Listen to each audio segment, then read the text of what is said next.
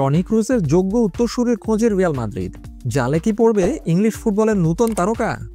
Tony ক্রুজের বিদায়ের পর মাঝমাঠে যে বিশাল শূন্যতা তৈরি হয়েছে তা গত মৌসুম জুড়েই হাড়ে হাড়ে টের পেয়েছে রিয়াল মাদ্রিদ। সেই অভাব পূরণ করার জন্য গ্রীষ্মকালীন দলবদলের বাজার জুড়ে একজন মিডফিল্ডারের খোঁজ চালিয়েছে ক্লাবটি। দলবদলের শেষ সপ্তাহ ঘনিয়ে আসতেই স্পেনের রাজধানী মাদ্রিদের শীর্ষস্থানীয় ক্রীড়া সংবাদ মাধ্যমের প্রথম পাতায় উঠে এসেছে এই আলোচনা।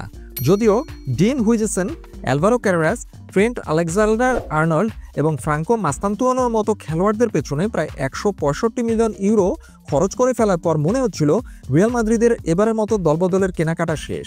কিন্তু পর্দার আড়ালে কোচ জাবি আলোনসো মাঝমাঠে আরও একজন খেলোয়াড় আনার জন্য অনুরোধ করে যাচ্ছিলেন।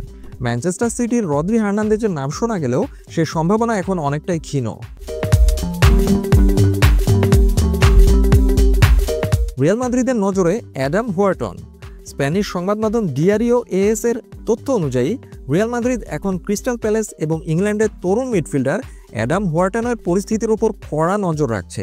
21 বছর বয়সী খেলোয়াড়ের খেলার ধরন ঠিক তেমনই যেমনটি রিয়াল মাদ্রিদ খুঁজছে, একজন নিয়ন্ত্রক মিডফিল্ডার যে কিনা মিডফিল্ডে তার নিয়ন্ত্রণ বজায় রাখতে সক্ষম হবে, যিনি মাঠে খেলার গতি নিয়ন্ত্রণ করতে পারবেন এবং দলকে নিজের চারপাশে সাজিয়ে তোলার অসাধারণ ক্ষমতা রাখেন।